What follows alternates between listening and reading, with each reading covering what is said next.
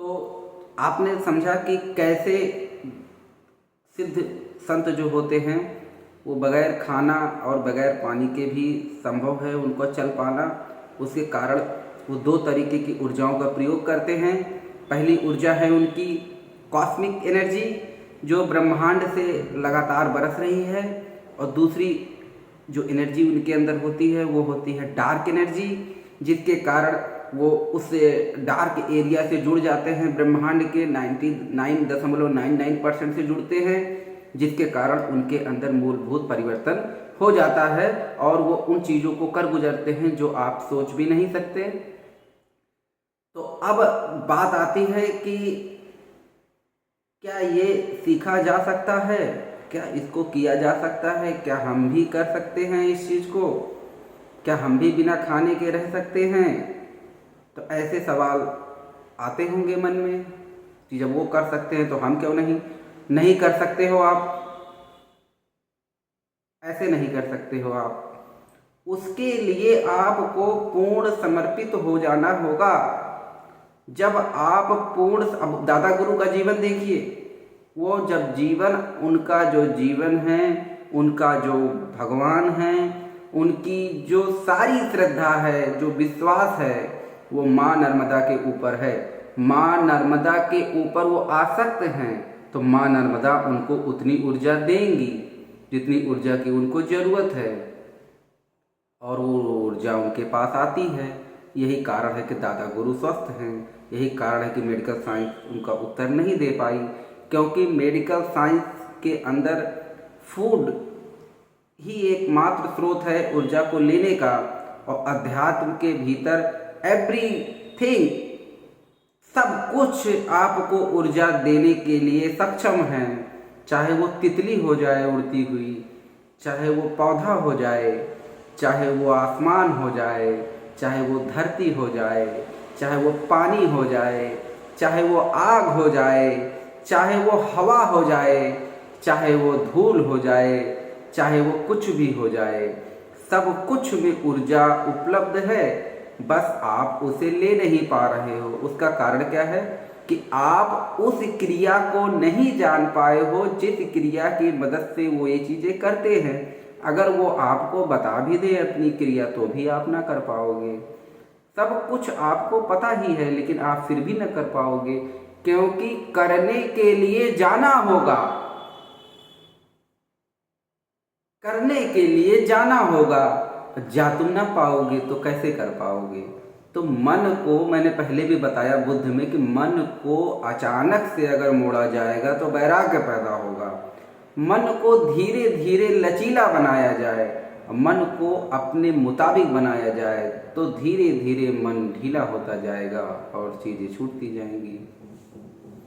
अब ऐसा विज्ञान में प्रहलाद जोशी हैं, जिन्होंने अपने कई जीवन में उन्होंने अपना जो है, प्रहलाद जोशी जी ने जीवन में अपना खाना और पानी को त्यागा है, और वो भी उपस्थित हैं।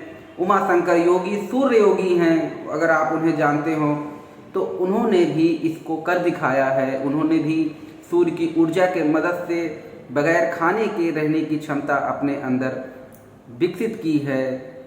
और अगर मैं बात करूं तो ऐसे बहुत सारे संत होंगे, बहुत सारे लोग होंगे जो सामने नहीं हैं, पीछे हैं, और वो इन चीज़ों को करने में सक्षम हैं। उनको बताने में विशेष रस नहीं है किसी को। इसका कारण है कि ये जानते हैं कि जो जानने वाला है वो जान लेगा, लेकिन इसको बताए कोई व्यक्ति कि बगैर खाने के रह सकते हो, बगैर पानी के रह सकते हो, तो वो संभव नहीं है नॉर्मल लोगों के लिए। तो लोग उसको समझेंगे कि ये क्या बातें बोल रहे हो।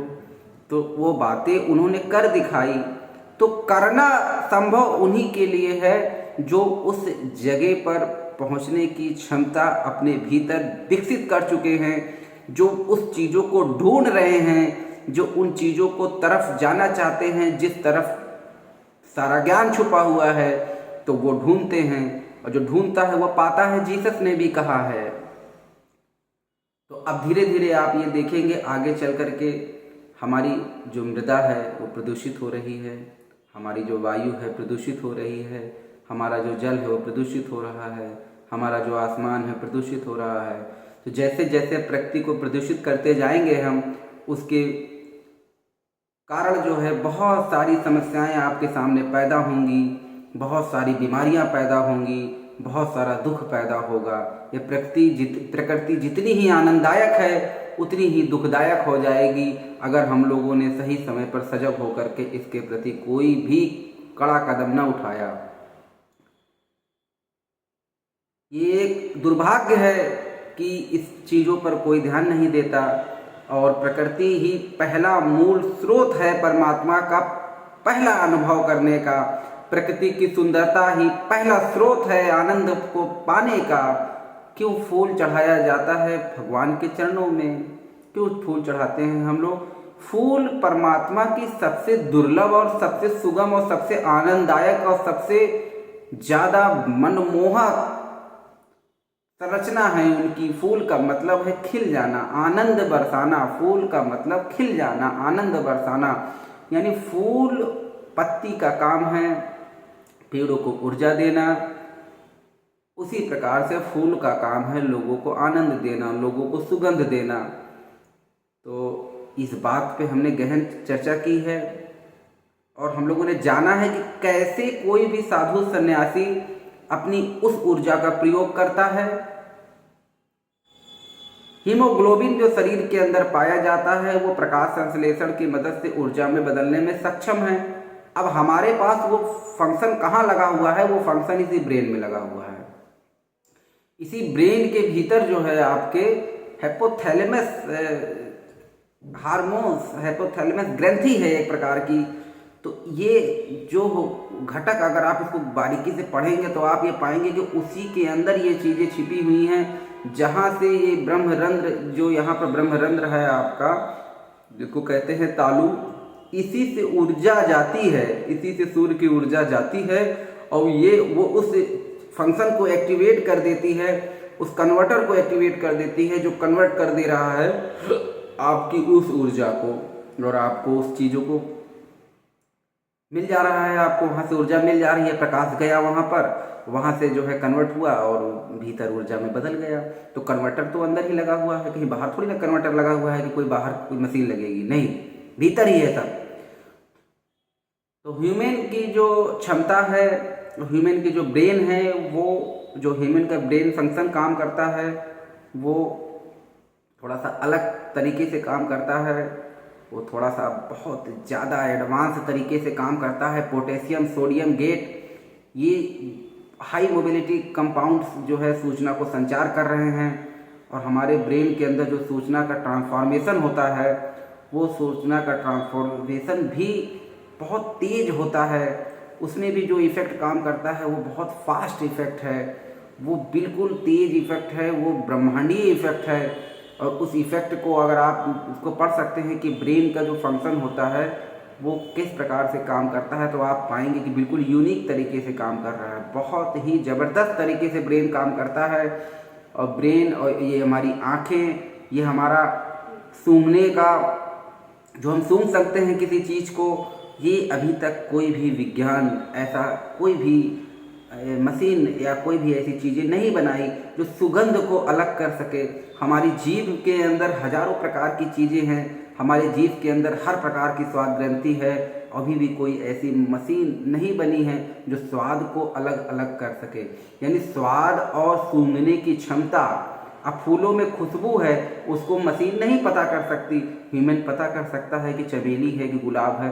तो ये फंक्शन हमारे अंदर जो लगा हुआ है, सुगंध के प्रति रिएक्ट करना, स्वाद के प्रति रिएक्ट करना, ये एक्स्ट्रा ऑर्डिनरी फंक्शन है और ये परमात्मा के द्वारा डिजाइन किया हुआ फंक्शन है।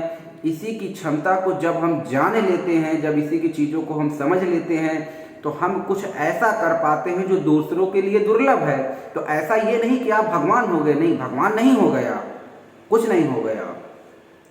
आप केवल अपने भौतिक शरीर को एडवांस लेवल में ले जा रहे हो, उसमें कोई ऐसी बात नहीं है। बात और आगे है, अध्यात्म अभी यहाँ से शुरू भी नहीं हुआ, अभी तो केवल विज्ञान है, अध्यात्म और आगे। अध्यात्म तो बहुत दूर है, अभी तो केवल विज्ञान है। कि energy can not be created, can not be distract, it can be change one form to another form. Sunlight से एनर्जी आ रही है, सोलर पैनल लगाया, आपने बिजली बना ली। उसी प्रकार से आपका शरीर, सोलर पैनल लगाया, आपने बिजली बना ली। लेकिन इसका मतलब क्या हो गया कि आप दुर्लभ हो गए, आपके अंदर ज्ञान पैदा हो गया? ऐसा कुछ नहीं, ऐसा कुछ नहीं है। ज्ञान से कोई लेना देना नहीं है किसी भी बॉडी फंक्शन का। ज्ञान तो परमानंद, एक आनंद है, एक असीम ऊर्जा है जो इस भौतिक शरीर से परे है। भौतिक शरीर का बोध न होना, तो भौतिक शरीर को भूल जाइए, भौतिक शरीर से आगे जाना, ये अध्यात्म है। भौतिक शरीर में बंधे रह जाना विज्ञान है, भौतिक शरीर से आगे चले जाना अध्यात्म है। तो इस तरीके के कई चमत्कार लोग मानते हैं, देखते हैं, और बहुत लोगों ने देखा है। तो बड़ा प्रश्न अंदर हो रहा होगा कि कैसे ये चीज़ें वो लोग करते हैं, तो ये ऐसे करते हैं वो लोग ये चीज़ें, और वो करते नहीं, वो होने लगता है। कोई कर नहीं पाता है, सब हो जाता है। और होना इतना आसान नहीं है। जो लोग कर रहे हैं वो बहुत बहुत बहुत ज़्यादा उन्होंने इसके लिए संघर्ष किया है। और आज का लेक्चर इतना ही। आगे हम लोग बात करेंगे कि बॉडी में नाम जप कैसे काम करता है, नाम जप कैसे शरीर को शुद्ध कर देता है, कैसे मन को निर्मल कर देता है, नाम जप काम कैसे करता है शरीर के भीतर। हम लोग जल्द इसको लेक्चर बनाएंगे, बहुत जल्द लेक्चर हम इस पर लाएंगे कि नाम जप काम कैसे करता है। Thank you very much for listening my energy transformation. Plant and human is same structure and so same type of phenomenon, and so same availability for every person, because the sun is present in everywhere, sun is present in everywhere, energy is present in everywhere, but you do not receive the energy for correct direction. You not receive energy correct direction. Energy is available in everywhere, but you don't receive best technique to receive your energy in your body to use for your physical body phenomenon. So thank you very much for participating in my lecture. My lecture is plant and human structure is same, and the function is same. Hemoglobin and chlorophyll structure is same, only for one difference is available. The magnesium metal in plant chlorophyll and iron metal is present in human hemoglobin, and both are available to generate energy from the sunlight. This is scientific reason, this is not a philosophical reason, this is a scientific reason. Thank you very much.